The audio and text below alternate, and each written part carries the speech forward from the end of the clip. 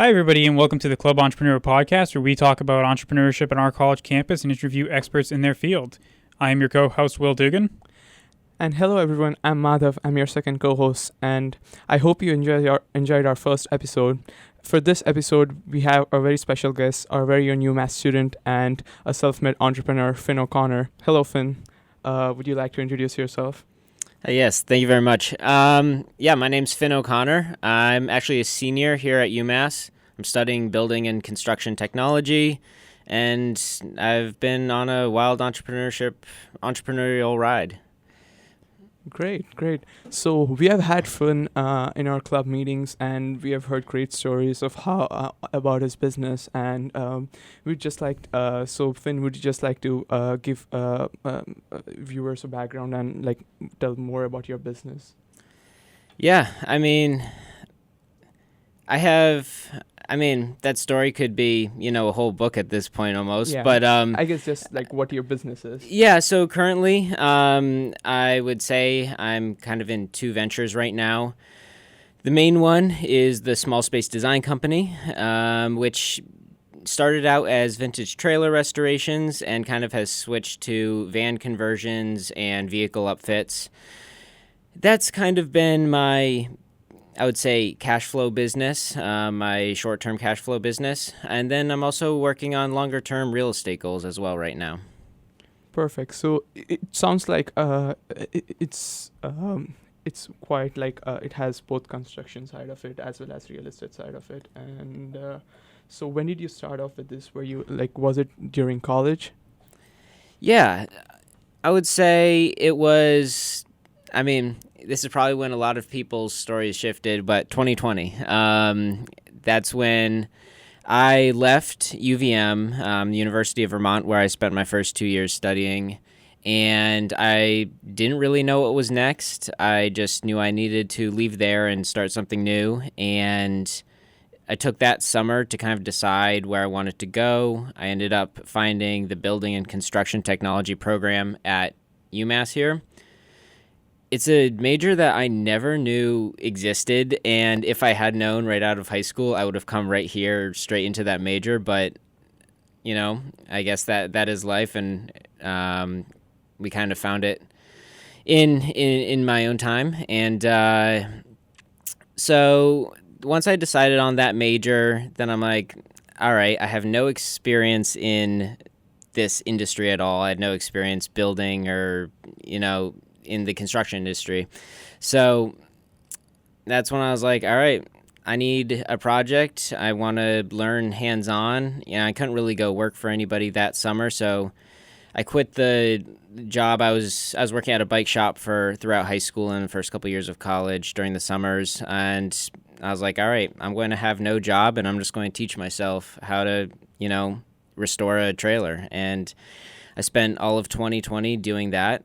I had zero money, and because I wasn't working, and I spent it all on this trailer, and I was like, all right, I guess this is my time to just teach myself. Now, I love the trailer story. It's such an interesting story. I have to ask, did you pay for the trailer that you found in the woods?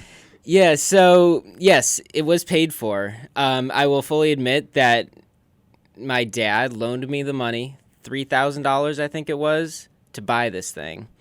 And because at that time I was like, I had nothing. And he's like, all right, I'll support you, because he's always believed in me. We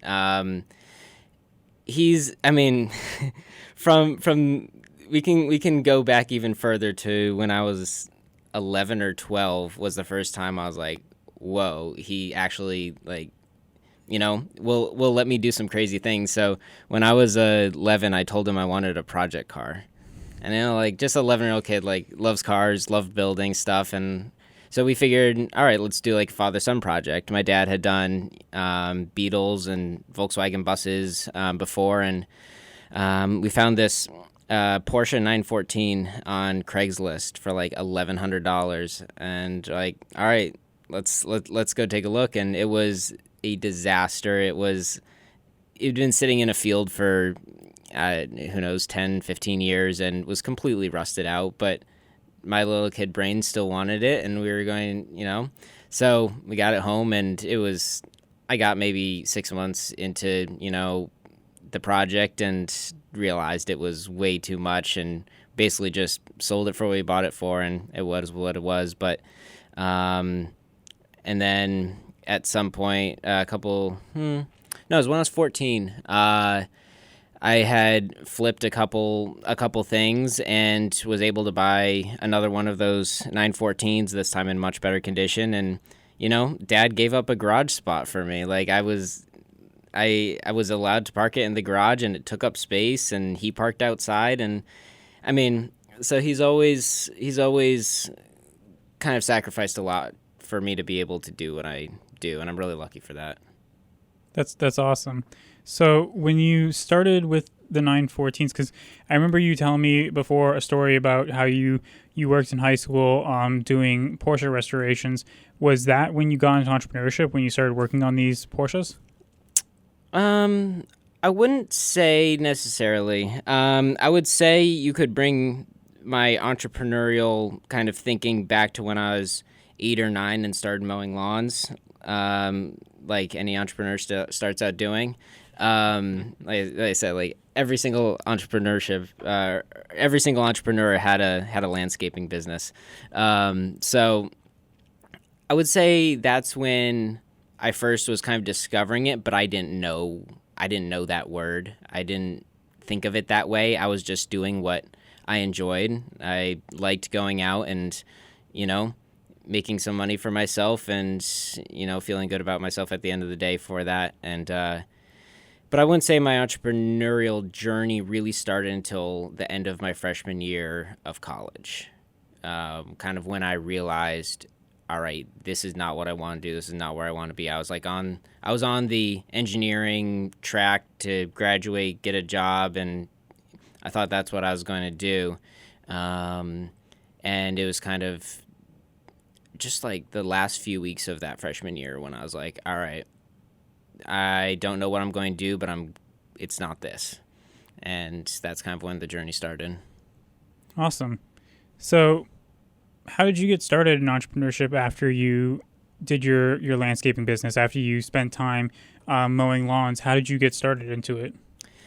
Yeah, so I guess when I was throughout late middle school and into high school, I was just flipping things for fun. It wasn't like, I need to find a way to make money.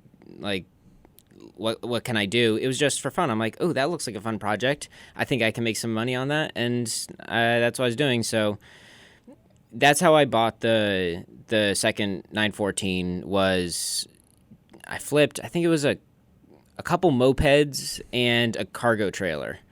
And then I had enough money to go buy that and kind of do that restoration. And I always had part-time jobs too. I worked at a bike shop. I picked asparagus. I just had some just odd jobs that I'd do throughout high school to keep some money coming in. But yeah, that's what I'd say. Nice. And so, you got started with these after the landscaping business. You got started with the Porsches, and you bought them with the money that you had saved up. Yeah, and then so that's kind of how I funded the Porsches, and then I sold the 1975 that I had done throughout high school. I was able to, I drove it the last couple years of high school. It was a really cool, fun experience to have a car like that you built and are able to kind of enjoy. Yeah.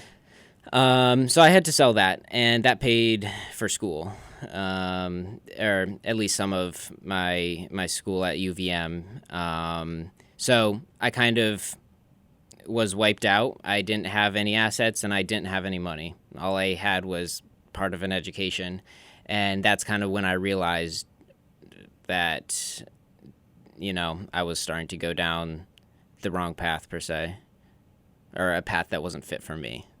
That sounds better.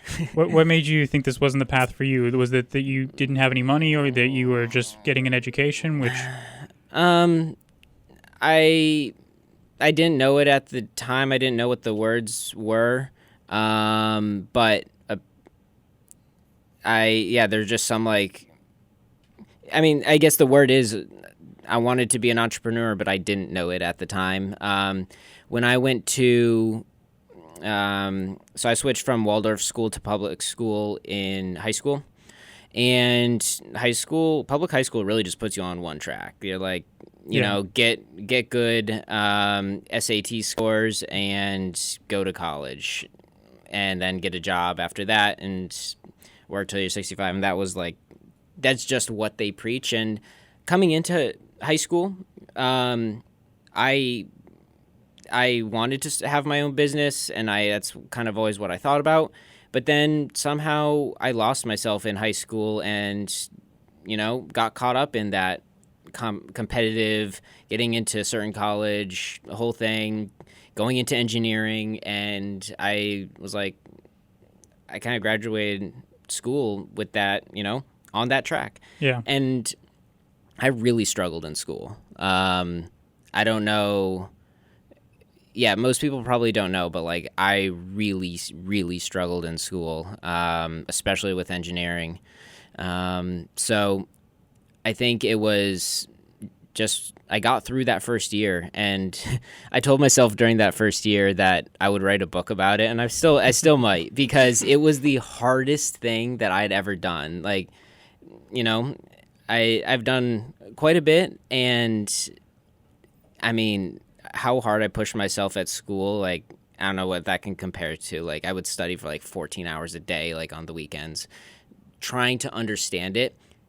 And at the end of, you know, studying for, you know, 30 hours in a weekend, I would, you know, still get a 35 or a 40% on a test. Yeah. And that I think at the end of my freshman year, I mean, I was just so discouraged, and I was like, all right, this is not for me. Yeah, I remember in high school I was going to be a computer science major at the time. That's what I thought I was going to do, and I knew it was entrepreneurial, but I didn't know exactly, you know, that I should go into entrepreneurship and stuff. And all my friends that were in computer science were going to take BC Calc. So I took BC Calc because I wanted to work with my computer science friends to keep up with them and such. And I didn't take AB Calc, so I went from pre-Calc into BC Calc. And my teacher at the time, she was a mercenary. And I remember her telling my parents that I wasn't studying at home or doing homework, and I was doing like 4 hours of studying a day, but like it clearly wasn't showing based on my performance in the class. And I remember, I'd be like getting like 35s, 40s in the class. I think I got a 38 on my series test, and I failed one exam in my life before that class, which always was hard to do well in exams for me because I'm not a good test taker. But I remember in that class I just failed exam after exam after exam, and that's kind of when it kind of hit me that like I can't keep up with the other people that are doing this stuff, the other nerds that I've been rolling with for my whole time, and that just kind of wasn't for me because that wasn't how I thought. I thought about things like small, like cool projects to do, and I like doing things entrepreneurial. I liked building small things with my programming, and so I didn't, I wasn't down for writing. I just couldn't keep up with them in terms of doing this math and stuff like that. I struggled a lot with that, and so I really understand where you come from with that, where it's you work harder than everybody else, and still everybody else outperforms you with that. Yeah, couldn't relate to that better because, I mean, everybody told me you're not doing enough, or you need to, talk to more people about, you need to find more help, and maybe you need to study differently. And let me tell you, I tried everything that year. Like, I was in my math teacher's office more than we had class. It was usually 3 or 4 days a week. I was in her office for an hour to 2 hours at night. Like, she would meet me there at 11 o'clock and help me because she saw how much I was trying and how bad I wanted to do well. And I mean, it wasn't coming. I was doing everything I could. I was talking to everybody, doing everything that, I was using all the resources at the school, and I I think I did my average STEM test from the first 2 years was like 37 or 42%, somewhere in that range. Like the first 2 years of like, how is this? All of the tests I took in the first 2 years at UVM in engineering school averaged out to, high 30s, low 40s. It was that bad for me, and I had, at the end of that, my first freshman year, I had like a 2.1 GPA. I lost my scholarship, and I was kind of just like in a place where I was like, okay, I don't know what I'm going to do, but I need to get out of here. I almost dropped out. Like, my dad came up to visit me, and we just like talked through our plan. We talked. He's really good at this, kind of like looking at everything in the big picture and writing everything down and kind of making a decision tree, essentially. That's what we did. And it was, all right, what happens if you leave? What happens if you stay? What happens if you go somewhere else? And we kind of just made, a couple different, basically flow charts of where I could go, what I could do. And I decided to stay at UVM for probably a year too long. Looking back on it, should I have left earlier? Probably, but I don't think I was ready to. It was an expensive experiment to stay there another year, but I don't know if I could have done anything different because I just didn't know any better at the time. Yeah, it's a hard experience because, like, especially when you've been in public high school, you've been kind of told this whole time, you've kind of been pushed down this path and kind of, in many ways, kind of like brainwashed that this is what you should be doing. And you've kind of convinced yourself throughout this whole time that this is what you want to do, even though it's really not what you want to do, but you told yourself this is what you want to do. And then you feel like you failed yourself throughout this whole experience because you can't do it. And I mean, eventually you get to the other side where you're like, oh crap, I want to do entrepreneurship. And then you're like, oh, this is what I really enjoy. But in between those stages there's a lot of struggling and a lot of emotional struggle that comes with the feeling of failure that you can't keep up with everybody else because you told yourself this is what you want to do and you just can't do it. I also really like this idea of like the decision tree. It's like even though in public school system and like you've mentioned, like you were like you're pushed down this one path of like getting into college and stuff like that, but also like teaching more important skills like this where like you are just trying to figure out what you're interested in or what you want to do going forward. And like I guess it's more important that they teach us how to like make important decisions, like weigh like cost and benefits of that particular thing. And like it's such a great concept of like how like we should like, especially at our age when we are like trying to figure out what to go like with forward, like especially not only what we are interested in but also figure out what we are actually good at, and not just something that's going to benefit in the future, but also like that's actually a great concept though. Yeah, I think that's a great point, that high school should be teaching us how to think, not how to do, but how to make these decisions about what to do in addition to just how to do what you're doing, not just how to do, but what to do and how to make those decisions about what to do. And I think that they don't do that because they just kind of assume. And I think that the current United States education system is just kind of mass industrialized for the masses. It's made to accommodate the majority, and the majority don't go into entrepreneurship; they go into other fields. And so there's kind of they just kind of direct you down that path, assuming that you're going to go down that path because they're underfunded and so many other things. And but I think that there's so many different entrepreneurial stories of people who have struggled with that because they did not get that support that they needed in the beginning, and they got pushed down a path that just wasn't for them. Yeah, two things on that. I want to get back to the decision tree because that's something that is still really important in my life today. But just to touch on the school thing for a second, so I grew up at a Waldorf school, which I mean many people don't know what that is. It's just a really hands-on, experience-based learning. We didn't have textbooks. There's no computers, there's no textbooks, there was very little math taught, there's very little science taught. It was all kind of just like exploratory learning. And to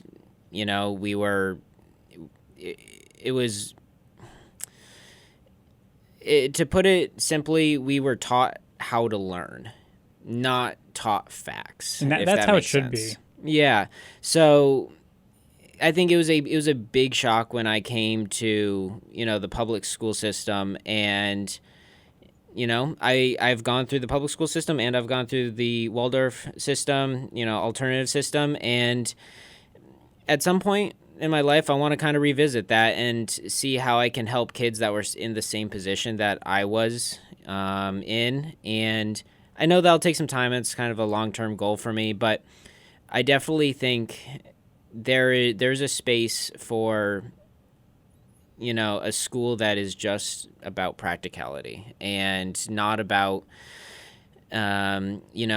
knowing all of the facts and certain scores and numbers. And if I hire anybody, I don't care what your school background was, what you got on an SAT, what you got on any test. Like, I literally don't care. Even if I'm hiring you for like an aerospace position, I don't care. Yeah. Do you know enough to do the job? That's all I care about. Yeah, and what type of person are you? And exactly. Are you somebody who's going to continue to want to learn?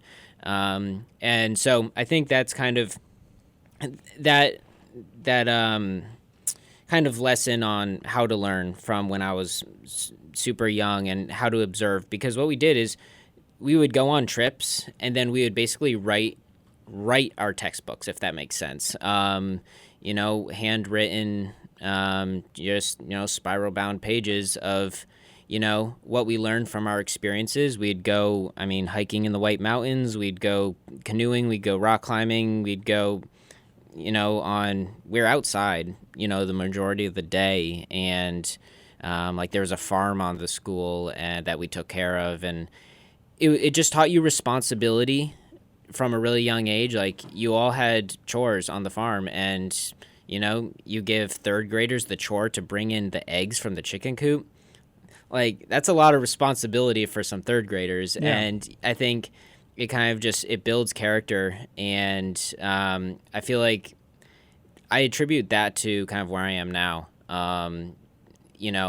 The sense for kind of like self-respect, responsibility, and kind of the ability and willingness to learn. And because all of the things that my business and businesses revolve around is pretty much self-taught. I can't say schools helped me much with anything,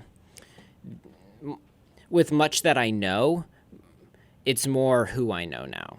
Yeah. School for me has been, networking, meeting the right people. Have I learned things? Of course. But I have not yet learned things that are... I'd say, actually, since I moved into this BCT program, the Building and Construction Technology program, I've learned way more practical things. It's much more kind of down my kind of like learning. It's more how I learn. And I would say most of my learning has come from experiences in business and also learning from other people's experience in business. Yeah, and I think that you touched on something briefly about learning how to learn, and that's what they taught you at the Waldorf School. Yeah. And I think that that's a huge thing that should be part of the education system. But my favorite teacher in high school, the best teacher I had, and I took him for 3 years, and then I worked beside him for my fourth year in high school. His biggest thing was, I'm going to teach you how to learn and how to teach yourself. And so he, and I use still a lot of those skills to this day, how to mark up books, how to work on problems on your own, how to think about things and how to solve problems, how to go through finding answers to resources and things like that. And it's so useful to be able to help me in my journey. It was so useful to help me in his class. It's not just something that's applicable in the real world. It's very applicable in the class because it helps you be able to absorb the information better. But it also helped me, carry those skills. That's a skill that I will always have with me. That was a programming class, and I will probably keep my programming skills for a long period of time because I'm very passionate about that. But I may very well walk away from programming at some time and never program again. But I will always have those skills with me on on how to learn. I will always know how to teach myself those problems and how to work through problems and how to solve them and how to think about things. And I think that that's the biggest thing that education system should be solving and should be teaching students is how to think for yourself, how to learn, and how to problem solve, because that's the ultimate real world skill. And that's the ultimate skill that's going to help you learn everything else. That should be a class that you learn in either middle school or the beginning of high school to help you with every other class you do and then everything else you do later in life. Exactly. And that's also comes back to entrepreneurship, because any entrepreneur really needs to learn on the fly, and because there's no set path for, I mean, if you're starting a business, there's a good chance it's, hopefully it's something new that not a lot of people have done, and which also means there's not much information on it. Not many people have made mistakes on that yet. So you're going to be the one. An entrepreneur is basically just saying, yeah, I'm going to throw myself into the fire and adapt. You build your own curriculum, man. Exactly. That's a good startup idea. So I want to go on to back to your entrepreneurial experience. How have you progressed from one company and project to another? You worked with the cars in high school, and then you went on to doing trailers, and then you did ambulances, and you're still doing ambulances, but then you're also working on another really cool new venture. And so just how have you progressed from one company and project to another, and how have you known when it's time to stop doing one project and start doing another project? Yeah, I mean, it's all been very natural. I was trying to force my entrepreneurial journey early on. So when I left school, or when I finished my freshman year of college, that's kind of when I was like, all right, I'm going to do something entrepreneurial, don't know what it is. And I was just trying to force something. For 2 years, I think, I would say I was just trying to force myself to think of something. I was like, come on, you have to think of a product, you have to think of a service, you have to think of a business, something. I don't care what it is, it just needs to make money. And that was my mindset at the beginning. Yeah. And it took me a long time to realize that's not the mindset to have, because that summer after my freshman year, I tried is 3 different online businesses, and I think the reason I just went through so many of them is because I actually wasn't really enjoying that. I like the idea of having my own thing, but it was apparent that I wasn't doing the right thing. And yeah, if you're not passionate about it, you can't get into it the way that other people can. Yeah, and I think I pushed that for too long. I was like, all right, if you just have to push through, and then you'll like it. And so I did the online businesses. Then I tried to do a bunch of patent stuff and products, and then I still just the passion wasn't there. And then I think it's once I saw that trailer in the woods, I was like, I think I can make a lot of money on that, and that's something I want to do. Yeah. And I think that's why my dad's like, yes, I will support that project, because it's, that trailer taught me so much through the whole process. I mean, that could be, a whole nother book of everything I learned over those 1.5 years. But so that progression was the first one that felt natural. Everything before then had felt forced. Like I was, telling myself, you have to come up with the next big thing. And I think every venture after that has been very natural. It's kind of just been a progression of the last. One thing I did, again, coming back to that after freshman year of college, I mean, so much changed in my mind then. I was on a road trip, and it's just one early morning. I was woke up. I was by a river, and I had the back of a paper bag, and I just wrote out, all right, here's where I am, here's where I want to get to, and then I tried to fill in the middle. And from there, I think that's kind of where I found that I need to do something that makes me happy, because that could be a long time. And so, no entrepreneur should ever force anything, I think. So back to that the jumping between the businesses. I started with the cars. Let me just kind of think through this. So the cars, I feel like it was kind of a whole separate thing. I would say from the time I bought that trailer it was December 2019, so right before the pandemic. And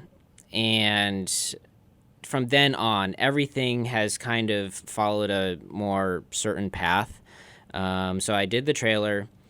I was posting videos about me doing this and what I was learning. And then I had people coming to me asking for, help on their trailers. So I did another trailer for somebody who was actually just right down the road.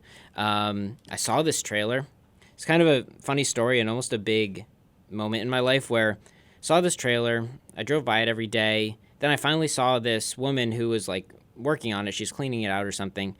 And what I did is I walked up and I'm like, hi, my name's Finn O'Connor and I restore vintage trailers. Even though I'd only, just done half of my trailer, I felt confident enough that I was like, I'm going to do this and I'm going to make this a business and this is going to be my first client. And then later that day I was towing that trailer home to restore it. So it kind of just, I've allowed things to just come at this point. The ambulances, moving from the trailers into the ambulances was kind of really unexpected. I was just sitting outside one night looking at Facebook Marketplace and I saw this ambulance. I'm like, that is cool. And I was like, I need that. And I was like, I think I could do a conversion on that. That'd be pretty cool. And then I started looking into it and ambulance conversions are actually a thing. So I did that one and made a decent amount of money on that one. And then I'm like, okay, I can do this again, and I enjoy doing this. Yeah. I think the enjoyment factor is kind of what's just allowed everything to progress seamlessly. It doesn't feel like I'm jumping between businesses. It's just felt natural. Yeah.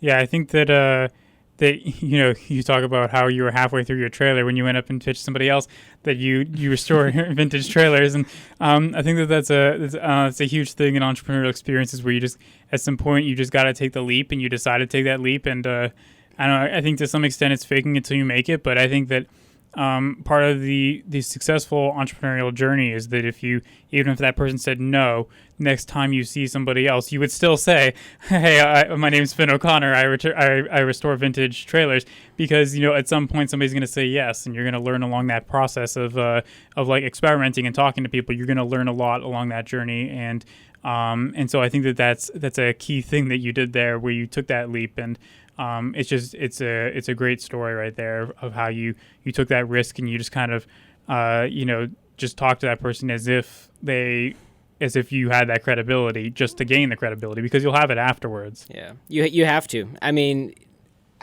I don't think I have never gone and said anything that is not true necessarily to anybody. Have I expanded the truth to some people? Maybe. But it's always worked out. I don't put myself in a corner where I kind of could catch myself, in a bad spot. Yeah. So I've gone up to multiple people and say, hey, this is what I do, and I had pictures to show them of the trailer that I did, and that was all. And then the next person I went to, I had pictures of two different trailers I did. And so, you said sometimes you do have to just, fake it till you make it. For lack of better words, I wouldn't actually fake it, but which is important, because you also, when you're building a business like that, respect and rapport is part of that, and you won't get recommended unless you have it. So I think I've finally put myself in a position where people are now coming to me asking for help because they see what I'm doing, and they're like, okay, so it looks like he knows what he's doing. So I finally kind of built that up. Yeah, you need to know the leap to take. It has to be incremental enough that it's manageable and that you can do it, but big enough that it still can make a big impact on you. You can't take a leap that's so big, because I mean, a lot of people that are trying to get into entrepreneurship, they're like, oh, I could take this massive leap and get this huge change, and then you get yourself overwhelmed into something where you end up losing a lot of money, a lot of credibility, you screw something up for somebody. You have to know how big that leap is, and that just depends on where you are in your journey. But yeah, it should be an incremental step that you're taking, but a big step. Yeah, I think that over-ambitiousness, like I guess we can see in the real life so many cases, like the WeWork example, the Theranos example. Like there's so many entrepreneurs out there, like startups that have like been so over-ambitious, and they were like, I don't know if they were faking it or or yeah, it's like you can clearly see how they can, like, you are eventually bound to fail, but then, as Finn mentioned, like it's just like it sometimes just feels natural, whether like something you just have to be honest with yourself, whether like you want, like you're not only interested in that but also feels doable, and like that's more important than just being like faking it and almost like feeling like you are gonna take a leap that's so far beyond, that's like you're just being dishonest to yourself. Yeah, it's I think it's less faking it and more of how you frame it, so that you frame it so that you look better in a better light. Yeah. But you're not so much faking it to the extent like that you still know what you're doing enough that you could manage the job and learn what you don't know. But so you're not entirely faking it, but you're just framing it in a way that sounds like you know a little bit more than you do. Just the things that you know you could learn on your own. Yeah, absolutely. Like I always was confident that I wouldn't commit to anything that I couldn't do. Yeah. And I think there's one thing Alex Honnold, the climber, said, and it was kind of mind blowing to me. He said that everything he does is only, I think it was like 80 or 90% of what he could do. So even though what he does looks so extreme to us, that's just a warm-up for him, essentially. And, I think it's essentially like climbing within your abilities. And I think you need to do that through your entrepreneurial journey as well, is, you can't put yourself in a position, you have to take a lot of risks, but you also can't put yourself in a position where you could absolutely lose everything. A lot of people say, you have to go all in, but that's kind of dangerous. Yeah. I've gone all in before. Don't do it. Yeah. So, I'd say you have to be careful there, but another good example of that was when I got my first kind of college internship. Last summer, like I said, I had no construction experience. I had spent, 4 months in building and construction school, like at UMass here. I really had taken 4 classes in the major, and I got a job as an assistant project manager for a design and development company in the greater Springfield area. And I think it was more about what I've done in the past, more about kind of my journey, what I've learned, and kind of how I've learned, that kind of got me that job. The other aspect of that is having somebody that will trust you. Because that first lady that I did that trailer for, she put trust in me. Yeah. And this guy that I did an internship with, I mean, he took a lot of risk, to be like, yeah, I'll bring this kid on, even though he doesn't have, a ton of college or construction experience. He took me on, and he took me under his wing, and it was, I mean, we're still in business together today, and it was the best thing that kind of ever happened to me. I'm so excited to see where it goes. And, it's just being in the right place in the right time.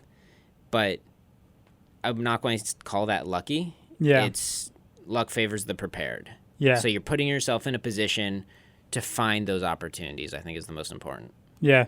And I think this kind of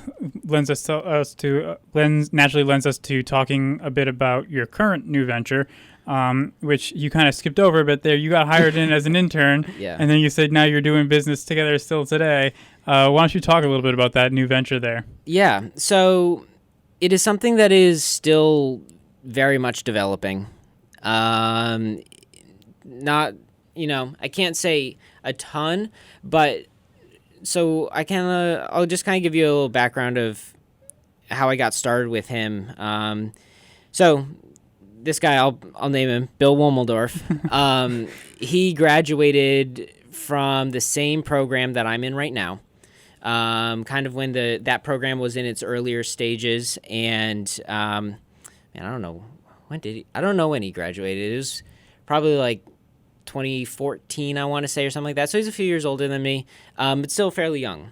And my advisor, I was just on a meeting with my advisor, and he's like, you know what? You remind me of this guy I had years ago.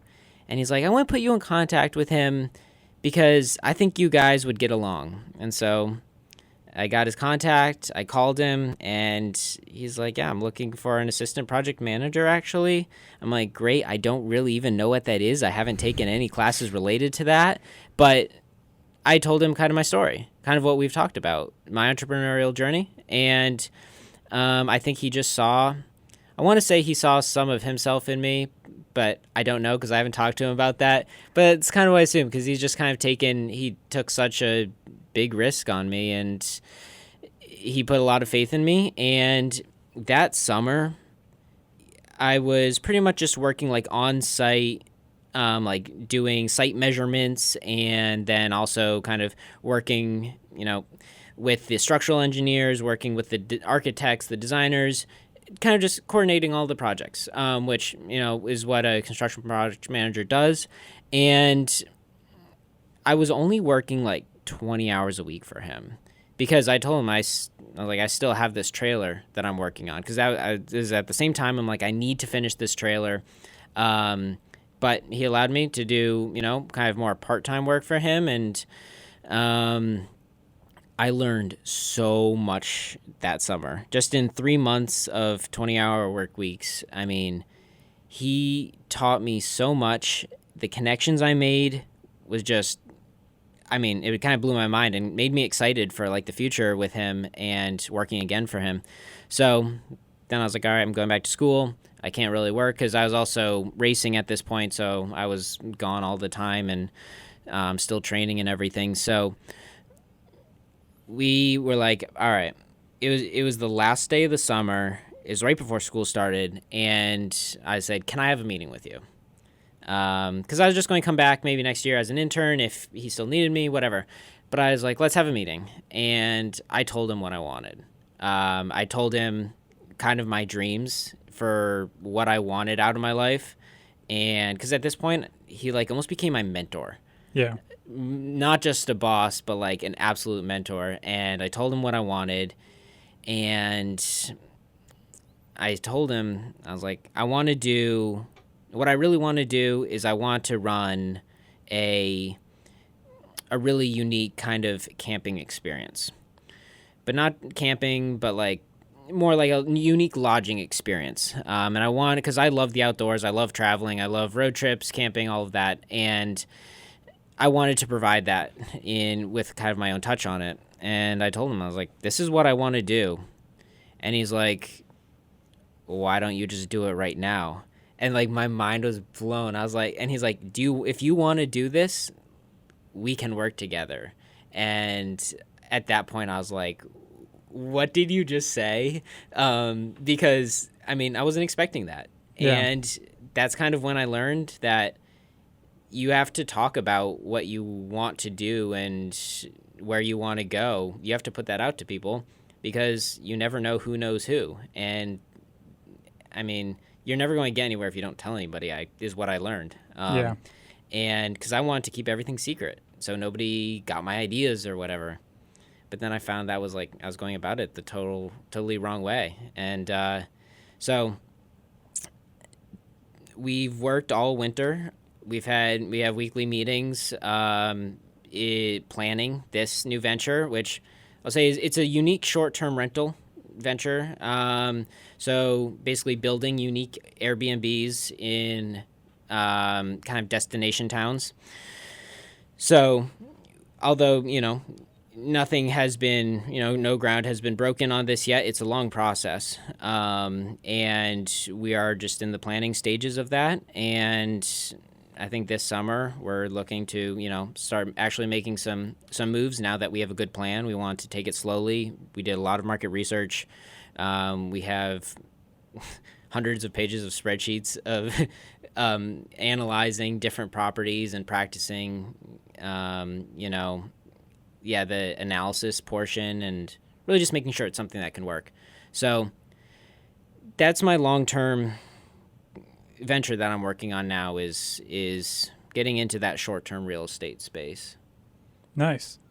Kind of long-winded way to say all of that, but you get my story. Yeah, that's an awesome story. And I loved hearing you tell me about that recently, because I think it's crazy that you went to go work for this guy as an intern for a role that you didn't really know about, and you end up going into business with him 3 months later. Yeah, it's a crazy story, but I think that a lot of your stories are pretty crazy, but they're awesome stories to hear. And so I'm happy that you talked about that a lot. And I think that you touched upon briefly like how you kept your ideas to yourself, and you wanted to like make sure nobody would steal your ideas, and that's how I looked at it for a while, and that's how a lot of people look at it. And I remember talking to Gregory Thomas about this, and he was like telling us about how he used to see that a lot, and he had to like tell students that no, you have to like open up and like talk to other people, because you never know who's going to be passionate about it and want to join your team, or who's going to have any ideas to contribute to that. And so it's only since that he started talking about that that I've kind of opened up a lot more and talked more about my idea, because before I just wanted to make sure that nobody was going to take it, nobody was going to build it before I could build it. And I think that opening up and talking to other people about it has been a huge way for me to be able to get more ideas about it, get more feedback, and, potentially talk to some people that could, if I were looking to get more people that could potentially join the team. And I think that that's a huge thing right there, is learning to be able to open up about your ideas to the right people, but being able to open up about your ideas and talk about them, and learn how to kind of give your adventure that ability to grow its wings and fly, as opposed to being this kind of bird continuously in incubation, this just little egg that's never going to grow. Yeah, absolutely. That was, I would say the first year I was in the entrepreneurship club here, I didn't share much. Mostly just because I didn't want, it was all patent stuff, and that stuff can be a little bit more touchy than anything. But I think once I had that experience, that was this last August when I told Bill, like, this is what I want. I think that was the time that opened my eyes, and I'm like, okay, I'm going to start telling people. I started sharing, like, I started a YouTube channel. I'm putting out everything I'm doing on there and my socials, and it's something that I think is really important for people to understand, that like you need to share your ideas, because without sharing them, like they can't go very far. So I think that's something that I was always really scared to do, and like still to this day, most people don't know I have a YouTube channel. Because I wanted to keep it secret, because I wasn't sure about it. I wasn't sure how people would judge me, and there will be people who judge me about it, and you know what? I really don't care. It's not something that's ever really bothered me.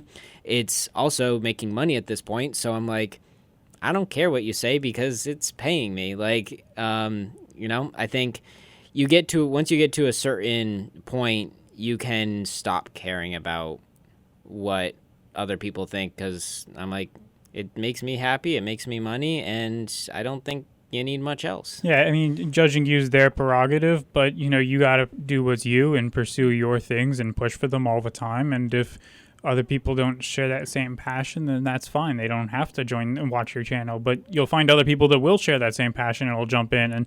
And learning how to kind of share that with other people has been a big step of my journey, because I always kept everything to myself, in the fear that like if something fails, then I won't be embarrassed if I don't tell anybody else about it. But I've learned to look at it that if I tell somebody about it, then it could succeed. It has a much higher chance of succeeding if I tell other people about it, because then they might come and look at it and they might share with other people. And so I think that learning how to kind of open up to that, and that A, that possibility of failure, and B, just that ability to kind of ignore the people that are going to judge you negatively and just focus on the people that are going to support you and lift you up, and really just focus on what you love doing there and just kind of trying to share that enjoyment and that passion with other people.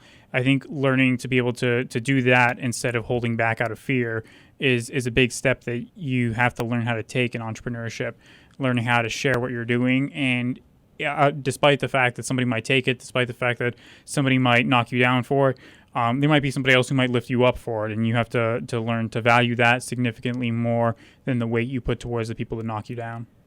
I guess I just want to like touch upon like this deep thought where like I just came across some other podcast when I was listening to, and it was like on how you can like engineer serendipity in your own life by just like saying yes to everything. It's like even from Finn's experiences, or just like saying yes to all the experiences, like, or just like being open about it, networking, or just trying to get as many people on board. And I guess it's like you are just like expanding this surface area of opportunities where you are either gonna learn something out of it, or you're either gonna fail, or you're gonna succeed, or you're just gonna find the right thing you want to do. It's just like just saying yes to opportunities, just saying yes to new ideas, just like creates this, like expands this whole area where, you know, you can come across like people like how Finn came across, you know. So it's like it's just a thought of like how it's more important to say yes to every opportunity and be open and be out there. Yeah, you're going to learn from every single one of those opportunities, if it goes good or if it goes bad. Yeah. Like, you're still going to get, you know, an education or benefit out of it. For me, I found that one kind of unexpected part of me sharing everything on YouTube was the people that would come to me asking for help or asking to buy my units. I mean, all of the deals I have right now going are sent usually from YouTube. I always put my email in. I'm like, contact me if you are interested, and I get multiple emails a day from YouTube for people asking if they can buy the units. And so it's kind of turned into a business platform more than anything at this point. Yeah, that's really awesome. And I think that that just kind of shows how much you should be willing to open up and just kind of take chances and opportunities as they come.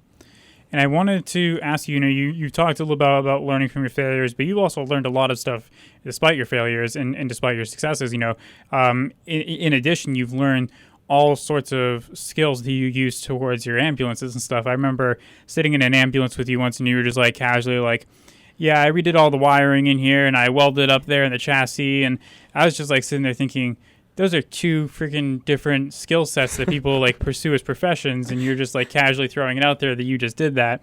So I wanted to ask, how did you learn what you need to know while you're working on these projects and along the way? Where do you find this information? How have you like mastered these skills?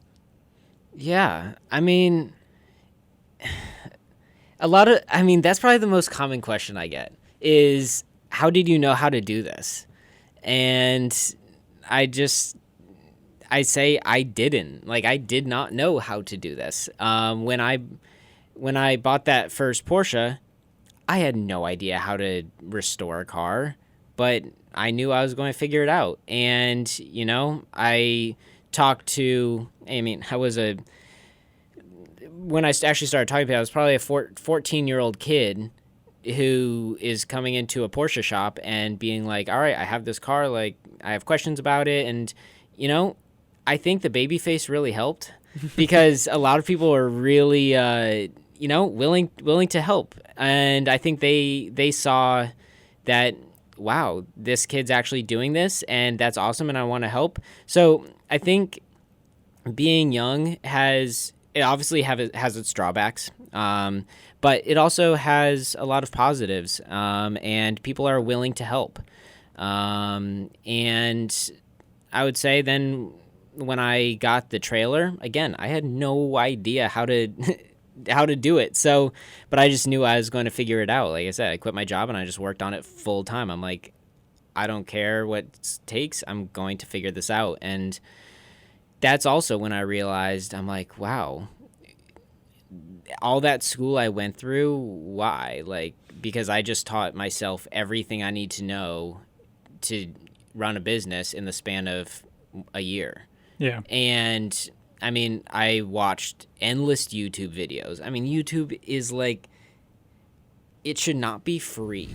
I mean, like, please keep it free, but like, it is so valuable if you use it right. Yeah. You know, a lot of people watch YouTube just for pleasure, but I mean, you can get a full education off of there.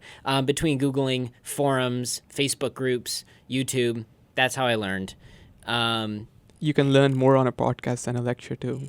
Exactly. I think Bigger Pockets could be a university. Like, honestly, if you listen to all nearly 600 episodes, you're a professional.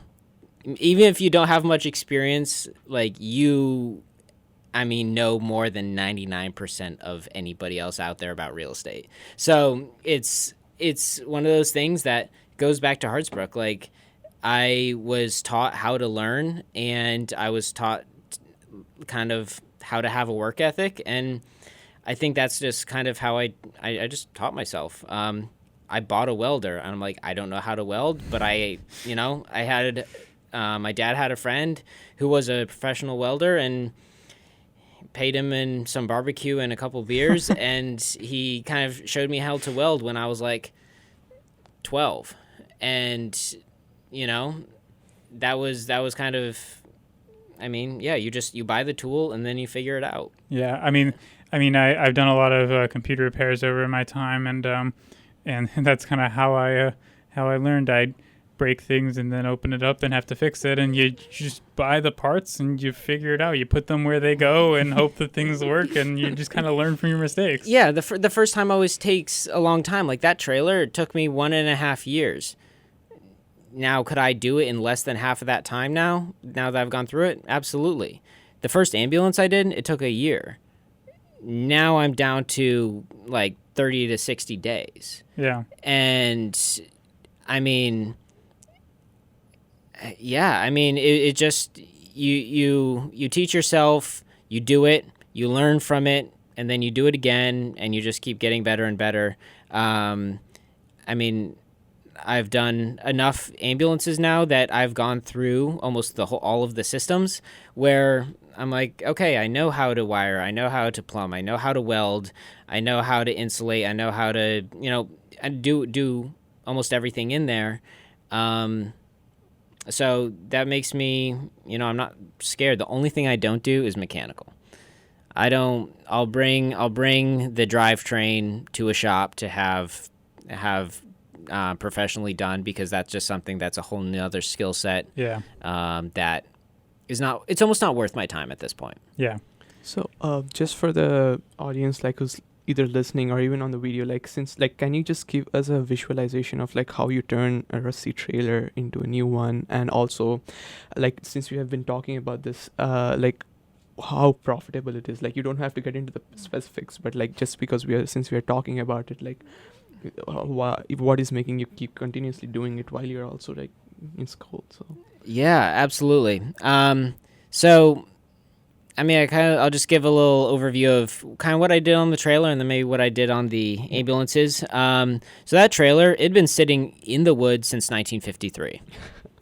It had not moved in, decades, and it had all of the original tires on it, like dated, 1952 or something like that.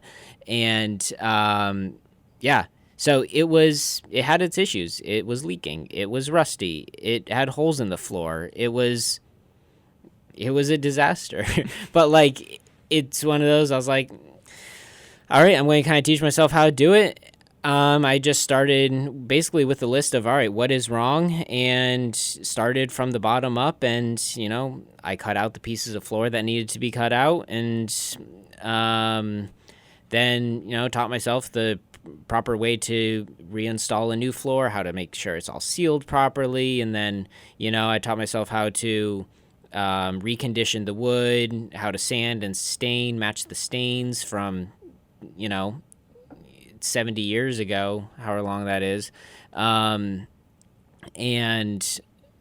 then, how to put gaskets in windows, how to plumb a hot water heater, how to build a new bed. I mean, there are so many things in there that, like I said, I learned as I went, and it was a solid year and a half until I was done. I couldn't work on it in the winter because I was just working on it outside, and I taught myself how to polish the outside of the trailer to make it shiny. And then through that process, I almost feel like I became not a professional, but like after 200 hours of polishing, like I figured out a lot of tips and tricks and started sharing those like on YouTube. And that's when I, started having more people come to me about that, like asking questions and whatnot. So 200 hours is a long time. That's like 25 full days of working. Yeah, of nasty, dirty, not fun work. Yeah. But yeah, so I guess that's kind of how that was just a brief overview of the trailer. And I guess while I'm on the trailer, I'll break down some numbers on it. So it was bought for $3,500, I believe it was, and my dad helped me with that money. And then I was pretty much on my own for the rest of it, and I didn't spend much money. It was all time. It was all, sweat equity that I put into it. By the end, I think I had about $9,000 into the trailer, including the trailer. So all in, I was around $9,000. And when I originally bought it, I was planning to maybe sell it for like $15,000 to $20,000, just because that's kind of what the market was holding, and, I wasn't sure how it was going to turn out, whatever. So I was kind of expecting that. So I was like, all right, I know I'll make some money on this. It's not going to be a ton, but I'll make some money. And then I put it on an auction site, and my mind was blown. Like the trailer ended up selling. The profit margin was about 650%. So wow. I came away. I was compensated for my time very well, I would say. Can I say I was lucky? Maybe. But again, I put myself in that position.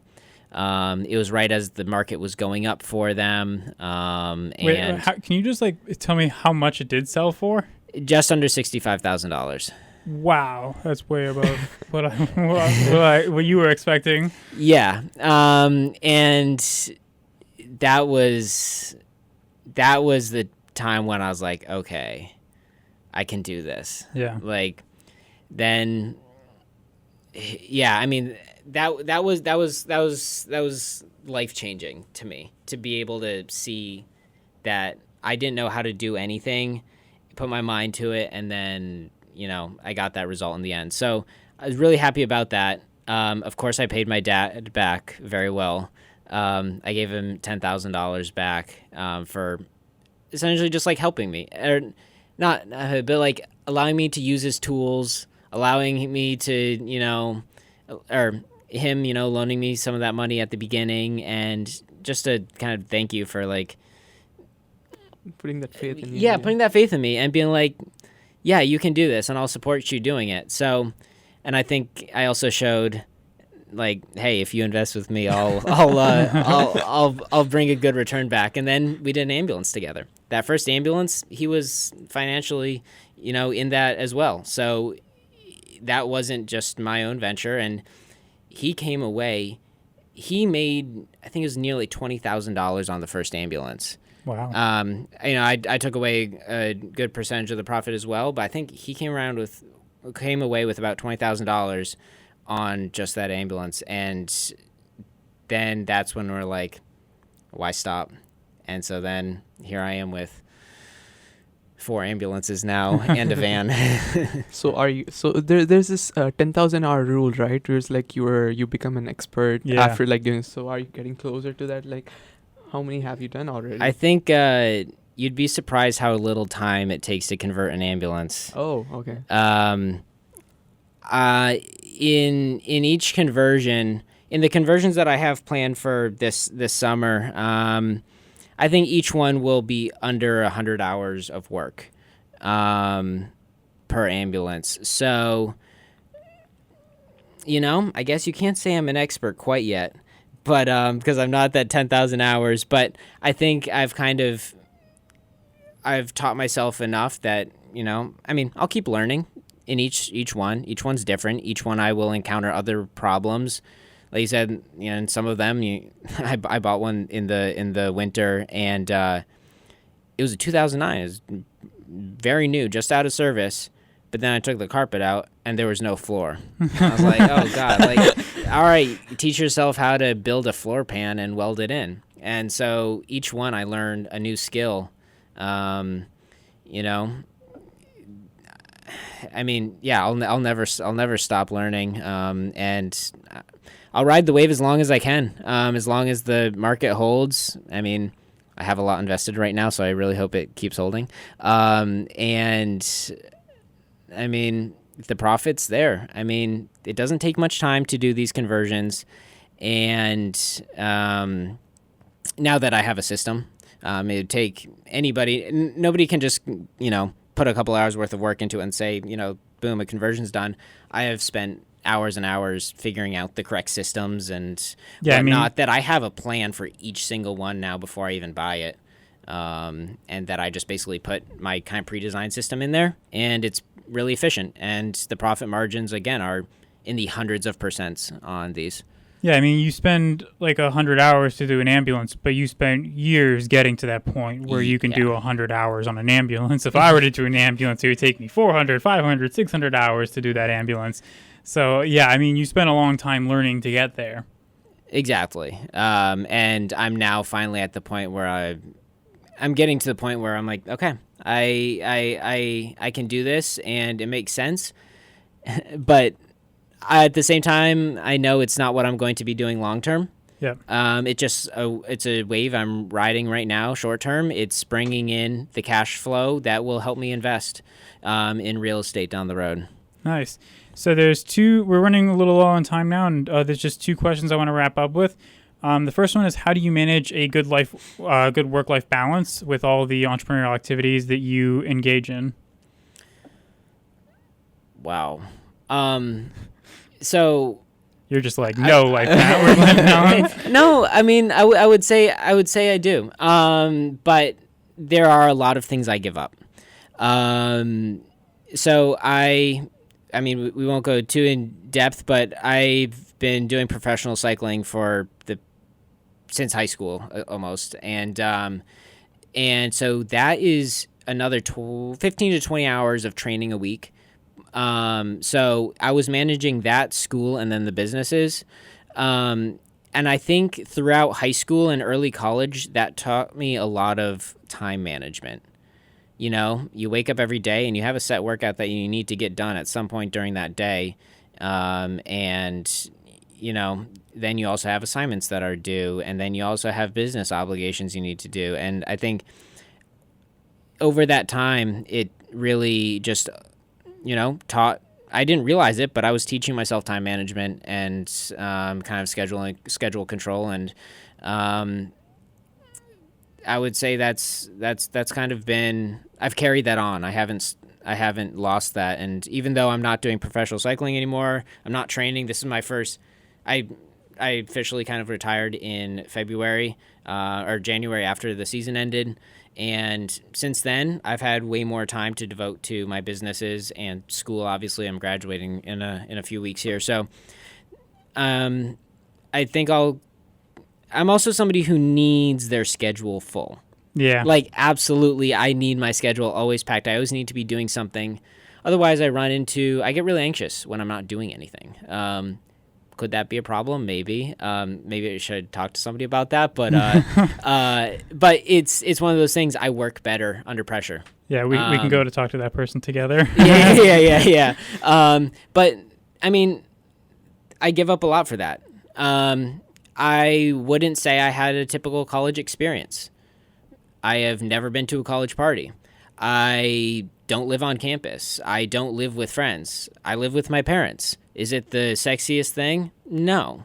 But is it the right thing for me? Absolutely. And You know, I don't drive a fancy car. I drive a very practical car because that's what I want right now. And yeah, there's just certain things I give up. I was talking to somebody about this last night. Most people won't appreciate what you're giving up now until they see what you have down the road. Yeah. And, you know, I think much longer term than I think a lot of people do, because I don't care about these 4 years as much as I do about the next 40 years. Yeah, nobody gets the investment until the returns come. Exactly. So I'd say part of that time management comes from that motivation as well. I think, yeah, it's like you are a cyclist. You're working on trailers. You did an internship in the summer. You have a new venture planned out. You're finishing the school. It's like, I guess, like, it's also important to have, like, I guess when you have discipline and time management, you can fit a lot of things in your schedule, and like things kind of seem more achievable. Yeah. And I guess actually, yeah, before we wrap up, I wanted, like you mentioned about your YouTube channel, right? Yeah. What's the name of the YouTube channel? Yeah, so this is the Small Space Design Co. You can find me on Facebook, Instagram, YouTube, TikTok, all the places. And I will be, you know, I'm sharing not just the trailer journey, not just the ambulance journey. I will be pivoting that channel to more real estate. I think that channel is just going to keep growing as I grow and my interests and knowledge grow. But yeah, right now I kind of just share, you know, how I do some things and what's going on, and yeah, basically just what I do. Awesome. And the last question we have that we've been asking everybody is, what is your advice for our ambitious and budding entrepreneurs on campus at UMass? I think we already touched on this, but talk to people about what you're doing. Yeah. That is the biggest thing that I have learned and have been preaching to other people is tell anybody and everything about what you're doing. Like, obviously, if there are some details that you need to keep to yourself, of course, but just tell people, because people know people who may know people and will connect you with the right person. Like I gave the example of, you know, my advisor connecting me with Bill. I mean, if I hadn't told my advisor what I was ultimately wanting to do, I would have never made that connection. And then from Bill, I've made so many connections within real estate that, I mean, it's kind of just blown my mind. And I think no matter what you do, it's not just an entrepreneur in the entrepreneurship space. It's in school. It's in, you know, it's even in corporate America. Like, if you want something, tell somebody, because it will get you to where you want to be eventually. Even if it takes a long time, it's the right thing to do. Yeah, and those people to tell about and talk to about it are in Bartlett Hall, room 301 on Wednesdays from 7 to 8 p.m. at Entrepreneurship Club. Best club on campus. Absolutely. So that's all the time we have today. And Finn, we really wanted to thank you for coming to our show. And we want to thank our listeners and everybody for coming in and listening to what we have to say. We will be back with another episode next month. Thanks, everybody. Right. Bye. Bye.